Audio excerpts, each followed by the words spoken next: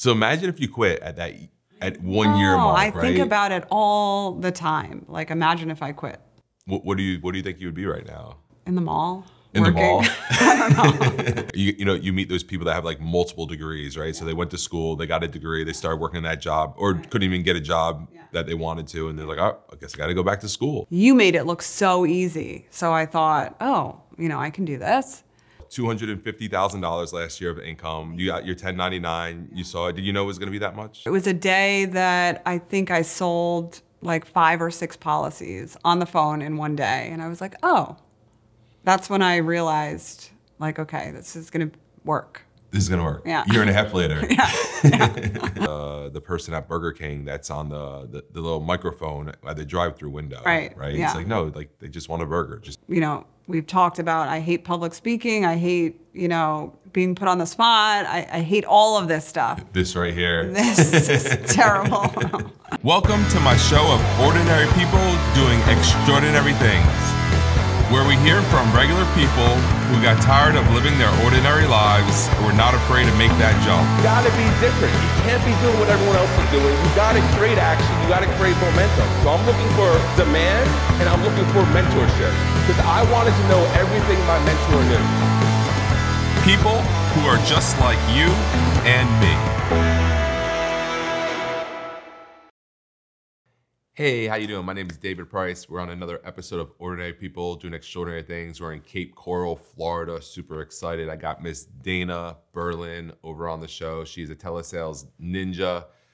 Made over $250,000 last year. Came in with no experience. Does this 100% on the phone from home, and super, super excited to share her story a little bit. But at the end, if you stick around, we're gonna go over some objections. We're gonna talk about her introduction and get you some telesales tips so you too can make $250,000 from the phone in the comfort of your own home. If you see something you like, please hit the thumbs up, give us some comments, hit the follow, and hit that little bell button so that you get a notification every time we make a new video. So Dana, welcome. Thank you. Happy to be here. Sorry you had to leave Miami, living in a high rise in Miami, seeing the beach all the time and having to drive all the way to Cape Coral. So we appreciate that. So sorry that you had to go through all that. Was there a lot of traffic? A little. A little? Yeah.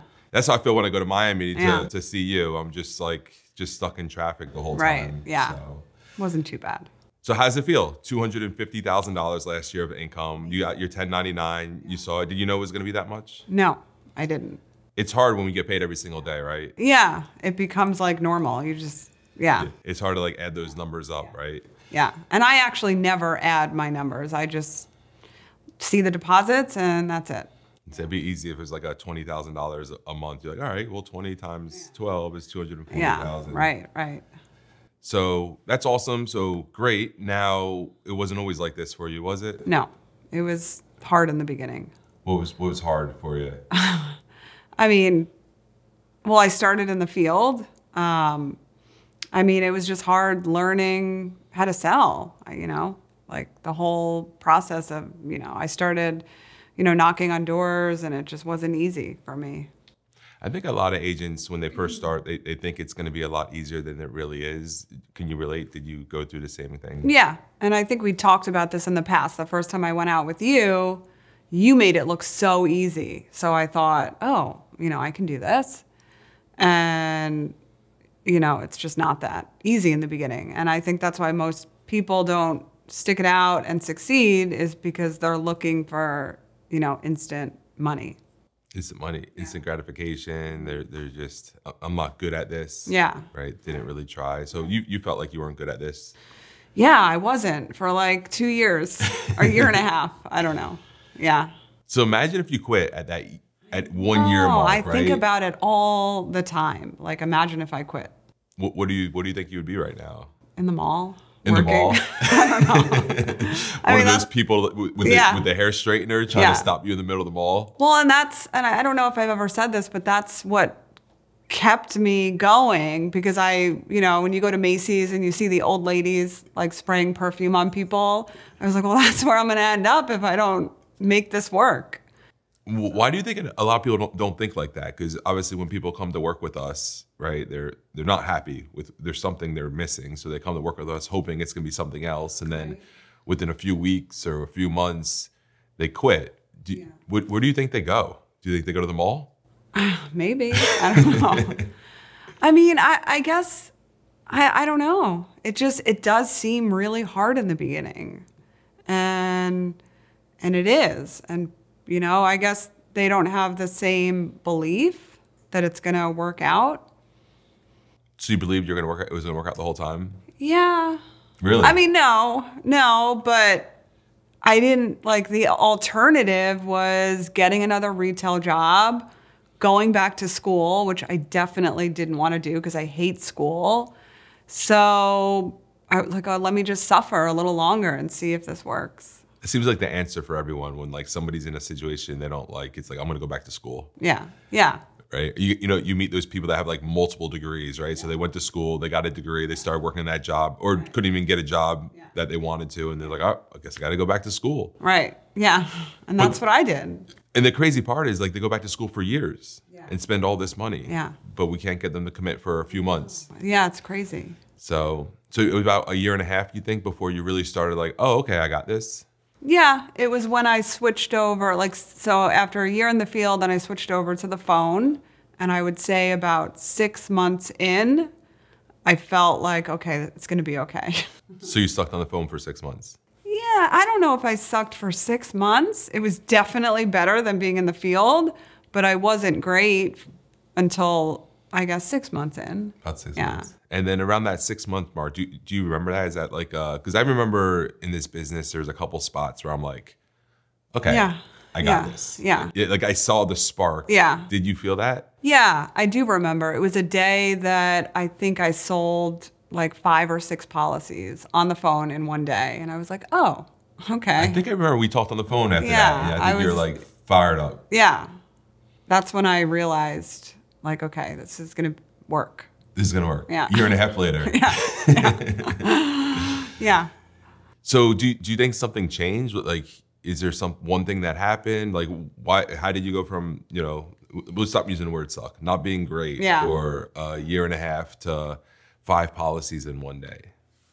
No, I mean, I think confidence, you know, being more comfortable, like on the phone. I think confidence has a lot to do with it for me. I agree. I think, you know, being comfortable on the phone is the key thing. Yeah. And, you know, when I do hear you on the phone, I mean, it's like you're talking to your grandma. Yeah. You know, and it doesn't matter what they say, you're agreeing with them, you're laughing with them, you're talking them through it, whether they're angry, happy, sad, you're just, you know, if they're angry, you're angry too, right? I remember that one day she's like, I'm so mad I got to do this again. You're like, I'm mad I got to do it again too. So you think just a year and a half, it took like a year and a half just to start getting comfortable talking to people? Yeah, I think so. Awesome. So what, you know, obviously a lot of people that are going to watch this are agents that, you know, have a lot of doubt right now. Right. What would be, you know, best advice for that? Well, I mean, I always say this, but, you know, if I can do it, anyone can do it. And really, like, anyone can do this. It's not, you know, that I'm a great salesperson or, you know, we've talked about, I hate public speaking. I hate, you know, being put on the spot. I hate all of this stuff. This right here. This is terrible. Just like stick it out. I know I say that all the time, but it really is. It's a secret. Yeah. I always say if you don't quit, you'll win. Yeah. I just don't know what day that will be. Yeah. And Ron Powell, I heard him say that early on, like the people that win in this business are the people that stick it out long enough. That's the GOAT right there, man. Yeah. The greatest of all time. So, yeah, I mean, to get your insurance license at 18 years old, make $1 million within 5 years, Right. and then purchase an insurance company at 30 years old, there's no one better at final expense than him. So Right. definitely glad we learned everything from him. And that really stuck in my head early on. Yeah, I like another thing too.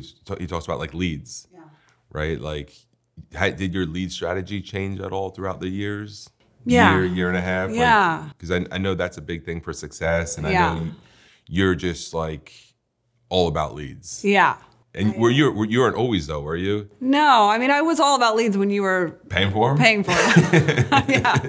Give me all the leads. I'll take them all. Yeah. Like, all right, it's your turn to pay. I don't need that many anymore. Yeah, in the beginning on the phone, I was doing all like, dialing out Facebook leads, and then I started to sprinkle in live transfers. And then I started to realize that live transfers were amazing. And so, I kind of switched to that. And but no, I mean, also like my mindset changed. Like I have zero issues spending money on leads. I probably spend $2,000 a week on leads, $1,500, because I know, I'm gonna, I don't know, I don't want to say triple, probably more than that. Yeah. So it's crazy, right, when you say that, because, for instance, when you called me up to come working with me, and I'm like, listen, Dana, you come work with me, but for you to be successful and have a lot of success, you're gonna have to spend $1,500 a week on leads. What would you have said to me? You're crazy. Yeah. Well, the good thing about when I started with you, you literally told me nothing. Yes. I had zero information. All I knew is that I was going to work with you, and I had no idea what I was going to do. No idea what we're doing. Nothing. That's it. We're going to pick up trash. But it's funny because I think a lot of agents, they hear, oh my God, why she spend so much money on leads? Yeah. And their mindset's so different, right? Their mindset's like, they're looking at that as a cost. Yeah. Right? Where you're looking at that is like, no, every dollar I put out, I'm getting $3 back. Yeah. Minimum, or $4 back, and once the agent realizes that, then they go from like either being a poor producer or average producer to a superstar. Yeah. Because the leads are the hack. Right. And I have to break, like, especially new agents, like when I tell them the cost of a TV lead and I can tell they're like shocked, then I break it down for them. I say, listen, like, take 5 live transfers. I don't know what the total would be. I think 300. Like, there's no way you're not going to close at least one of them. Like, there's just no way you're not going to make money. So you have to, that's how I break it down for them so they understand, because it is let's say like scary. 10. Like you get 10 live transfers, $440. Yeah. One of those will cover the cost of leads. And you have 9 more leads to make money with. And if you don't make money off those 9, get another 10 and you'll double it. Right, exactly. Yeah. It's awesome. So you've been doing a really good job. One thing I do like about you is, one, you're really good on the phone, but you're doing a really good job mentoring agents and coaching them and teaching them how to work on the phone as well. Do you have a secret, or what do you think it is that you do such a good job with other agents? We have a virtual call center, so it's really easy to train agents because I'm on there every day, Monday through Friday. I try to make it as simple as possible. Like, there's so many scripts and there's so many training videos. So like when I have a new agent, and I know you have like a whole onboarding system, but I give them one script, like one of my recordings, I get them on the VCC, and just call the people. Yeah. Yeah. Yeah. It really is that simple. And the reason why I made a new onboarding system is I realized a lot of people don't realize it's that simple. And there's nothing you could tell them. Like, they just feel like they need more training. So now you have all the training you want. So we have over a 60 video library. We'll continue to expand and grow that. But at the end of the day, myself, right, very minimal training. Yeah. People are hitting our advertisements. We're giving them insurance. It's like trying to say you have to train the person at Burger King that's on the little microphone at the drive-through window. Right. Yeah. It's like, no, like they just want a burger. Just Yeah. take their order. Yeah. Give them the burger. Don't make it complicated. Yeah. And I think you're like the master at like not making it complicated. Yeah, I try. Well, I don't know if I'm the master, but I try. I'll give you the master. All right. For this podcast, you'll be the master. All right.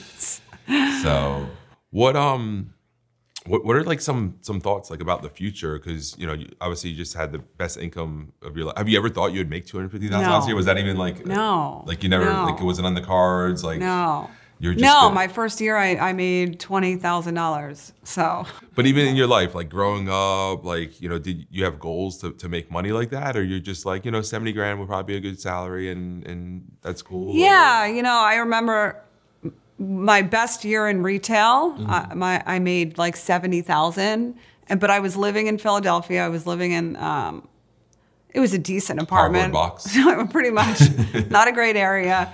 The rent was like $600, so I was like really comfortable because $70,600 in rent. And I thought, I remember thinking like, okay, I can do this. I made it. Yeah, no, I didn't think I made it. But no, I never imagined that I could make that much money because I didn't have a college education. And we're taught that, the only way you can make that kind of money is if you go to school to be a doctor, a lawyer. So no, I like didn't see it in the cards. So it wasn't even a goal of yours? Back then, no. I just honestly thought that I needed to go to school to make that kind of money. And you weren't willing to do that? No, I was not. That's good. So now, you just had a great, a great year, and every year has been a better year since you've been here. You've been drastically increasing your income. So now with this new mindset, these new abilities, this new, ball of hope, what are your goals now, or where do you think you can go? I mean, I hope to double it next year, and then double for 23. Yeah, I love it. And then, in the next 5 years, $1 million. $1 million a year in the next 5 years. I love it. What are you gonna do with all the money? I don't know. Buy more recruiting seats? Yeah. Buy a condo, a nice condo on the ocean, on the top, the top floor. Yeah. That's good. I love it. I've been looking at some of those places in Miami, and they're really nice. Yeah. So, are you doing anything different that's going to help you accomplish that goal? Is there any new things in the works? I mean, I said this year I need to get an assistant. We've talked about that. So if you want to be Dana's assistant, put it in the comments. She's looking for an assistant. They got to live in Miami, or we're going to be virtual? No, virtual. Virtual. So she wants a virtual assistant. So if you want to be an assistant to superstar Dana in Miami. Yeah, I mean, the biggest thing for me is to put down selling and, focus more on recruiting. So I think that's going to be like the biggest shift for me, like this next year. Next year, so focusing on building a team and helping more agents make $250,000, right? Help your agents make $250,000. Right, exactly. Yeah, and finding people, and I do have people that want to grow and build, but I think that was your vision always. Find people, that want to build to help people build businesses, right? Help people build businesses, right? Do you enjoy the freedom that you have? Yeah. That's the other thing too, right? It's like you made $250,000 last year, but you did it from wherever you wanted to. Right. Yeah. Yeah, I'm going to Colorado in 2 weeks. And Colorado. I didn't have to tell anybody that I was going. I don't even know if I told you. That's it. You didn't ask for days off. No. Yeah, I mean, that's amazing. Yeah, it is. Yeah. It is. And then you'll probably even work from Colorado, I imagine. Maybe, yeah. Maybe? Yeah. You'll take a live transfer. I might, yeah. You will. I don't think you cannot. What does it feel like, being as good as you are on the phone, and our TV leads are fire. Yeah. They're literally calling our TV commercial, looking for insurance. It gets live transferred to your cell phone. You get a notification. Like, in my head, it would be like, instead of, do you want to buy the live transfer $44, yes or no? What I envision you seeing is like, do you want to make $1,000, yes or no? Right, yeah. So to me, I would just go, I would never not be able to not click it. Right. No matter where I'm at. Yeah. I would probably click it right now. Right. I'm like, Dave, sorry, can we finish this podcast later? Yeah, exactly. That's why we got to speed it up. That's why we got to speed it up. You could be like Bianca. She just sells in the car ride here and on the way out. Yeah. So, and then, what else is cool that I brought up Bianca, right? So we have a lot of agents that started like right around the same time as you or after you, and they were having a lot of success before you were. And I remember that was kind of caused a little friction in your world. Yeah. But what does it feel now? Because now it's like you like caught up to your heroes. Yeah. I don't know if I would call it friction, but yeah. And I think a lot of new agents struggle with this too. And that's, you know, part of the reason I think I suffered so much, because I was always comparing myself to Jen, Bianca, and I just couldn't understand like why they were doing so well and I was like not. And it was really hard. So, you know, for the new agent, you know, not everyone is going to be good right away. Like it took me a year. You know, some agents come on, like my, you know, Lauren, for example, like right away. Lauren's a superstar. Yeah. So yeah, she's definitely a superstar. Yeah, I don't get it either. You know, I had some success, but not something like some people just come out of the gate sound like crazy. You know, I've had a lot of success with building teams and helping other people build teams. I think I'm really, really strong at that. I think that's where my niche stands out. But you know, it's cool. It's so awesome that you just stuck it out, because like my favorite part about someone's story is when things are hard and then they triumph and they win. Right. And you've done that better than the best people. So really excited to see. And I also think that's what makes you a great leader, because when an agent's having issues, you're able to be like, yeah, I understand. Yep, went through that. Yep. Like they can't tell you anything. Right. Like, no, you don't understand. I didn't make any money last week. Me too. You know what I mean? I've been through that. Yeah. I mean, I literally try came it home. for a year. My mom, I was living with my mom at the time, but I used to come home like crying. And my mom was like scared to say anything to me because she knew if I didn't. Dana cries? I can't imagine. Not that. often. Jeez. But I don't think you ever cried to me. Did you? I don't think so. Jeez. I think you're the only one on the team that hasn't cried to me. Really? Maybe. Yeah. No, I don't cry often, but I don't necessarily mean cry, but like she knew like it was just terrible for so long. Yeah. It's good. You went through it, and you're a superstar. You're an absolute superstar. Thank you. So I'm super proud of you. Do you you. remember like what's your best income week or month or? Well, week. I know we were talking about it. Just talking about, I just said I 10,000 deposited in my bank account in 3 days, but that's not my best week. I would say like probably like 20, close to 20 in a week. So let's think about that. Over $20,000 in a week. Before this, your best job was $70,000 a year, right? So $70,000 a year, was that like $5,000 a month? $6,000 a month. Yeah, I don't remember. Yeah, so that's about $6,000 a month. So basically 4 months of income you made in 1 week. Yeah. You know, when you start putting stuff in perspective like I that, know, it's crazy. It's insane. Yeah. You know, the amount of money you can make. You have any tips for anyone that's thinking about joining this business or anything that's like, man, I don't know, should I get my insurance license? I don't know if I could do it. I mean, I would just do it.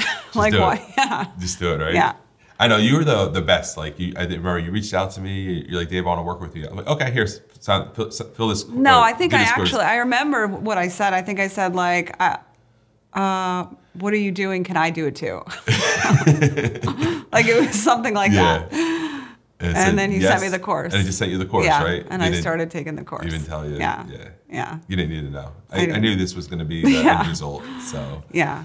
That's awesome. One thing I want to do is, for our viewers, I want to go over some objections. You're a master of objections, and I think selling on the phone or just selling in general, you have to be really, really good at objections, and you're really good, but you also make it really, really simple. So I just want to throw some objections at you, and sorry to put you on the spot, but you're going to do amazing because I know you are, and then you're just going to get around the objection. Right. All right. So Dana, I love what you showed me, but I need to think about it. Okay, so while you think that over, let me just get a little bit more information to see if we can even get you qualified. Perfect. So Dana, I love everything, but I can't do anything without talking to my daughter. It would be the same thing. So, without talking to my daughter. So, Ms. Jones, right now, we don't know if you're approved. So why don't we submit the application, make sure we can get you approved, and then, when you get it in the mail, you'll have something to look at with her. Makes perfect sense to me. What's your favorite objection? My favorite? You do like objections? Yeah, they don't bother me when I'm talking to the customer, but when someone asks me, I get nervous. Because what I normally do with objections is like, I really like, you know, we say that they're complaints, so I kind of just like ignore it or address, like, you know, acknowledge it and move on. So when you get the objection, you just acknowledge it, and then you continue to do what you're doing in the first place. Yeah. So for example, when I said I had to think about it, you said, great, you know, but I'm just going to get some more information to see if you qualify, and then you went right back to the application. Right. So when I said I got to talk to my daughter, again, you're agreeing with it, but you're saying, I still have to get some more information to see if you even qualify. Right. So it doesn't really matter what the objection is. You're almost going to say the same exact thing every single time. And a lot of times, like the first thing out of the customer's mouth is, I just want a quote, you know, I just want something in the mail. And, you know, my response is always, great, that's exactly what we're going to do. And then, like, you know, they forget about it. Do you feel like, and what I believe is when they're making the call, in their head, like, I don't want to be sold. Yeah. So they're already trying to come up and put some kind of roadblock out there. Yeah, for sure. But at the end of the day, they also want the insurance policy. So they're just calling really confused. So they're throwing that roadblock. You're warming them up. You're getting around it. And then ultimately, you're getting their bank information and getting them protected at the end. Yeah. Yeah. Awesome. You're a master. You have any other tips you want to share and help any more agents? Any more tips? What about the introduction? Anything special that you feel about an agent working on their introduction? No, I mean, I think it's just really important in the beginning to find out like their why. Why are they calling? You know, most people will say, they're just curious. And so you want to make sure to get like a better answer. You know? So don't let them just say, I'm curious. Yeah, sometimes I'll say it for them. Like, you know, aside from seeing the TV commercial and curiosity, what, you know, kind of prompted you to call in today? And get like a better answer. Get a better answer from them. Because they're always going to say, I was just curious. I saw the TV commercial. So you want to like eliminate that. So they're just not being real transparent in the beginning. Yeah. Yeah. Why do you think that is?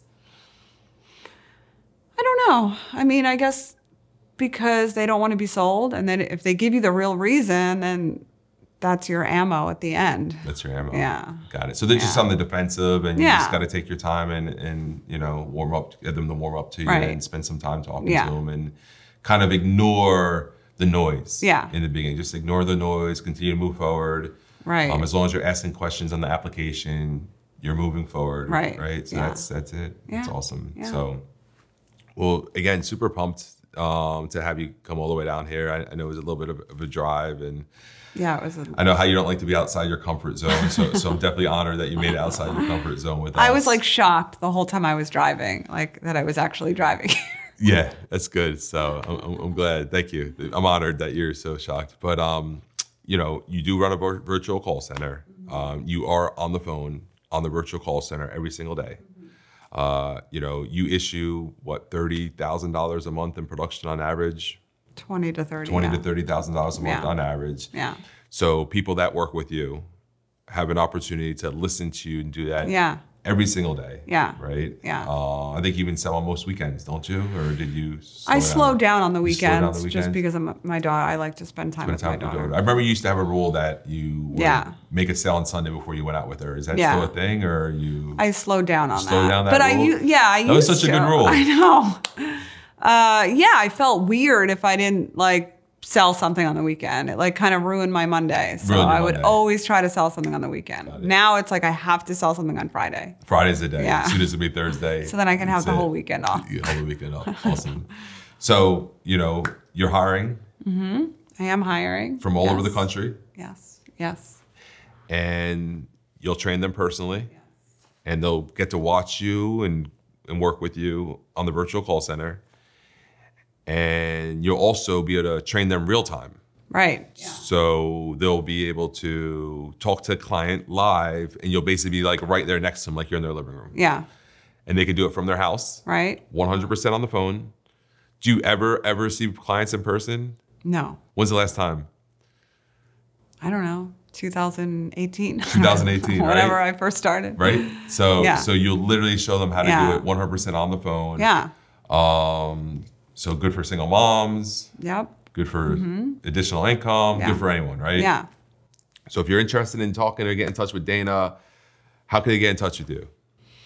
My email? Your email, perfect. Yeah, danaberlin83@gmail.com. So there it is, danaberlin83@gmail.com. Put something in the comments too if you want to get in touch with her. I'll definitely get you linked up with Dana. Super excited. If you've seen something you liked, please hit the thumbs up button, hit the subscribe button, hit that little bell so you get notifications every time I make a video. If there's a video you're looking for, put it in the comments. We can make different training videos for you. Super excited to continue to help agents all over the country or even all over the world. Thank you so much, Dana. Really appreciate you for coming. Thank you. And that's been another episode of Ordinary People Doing Extraordinary Things with David Price.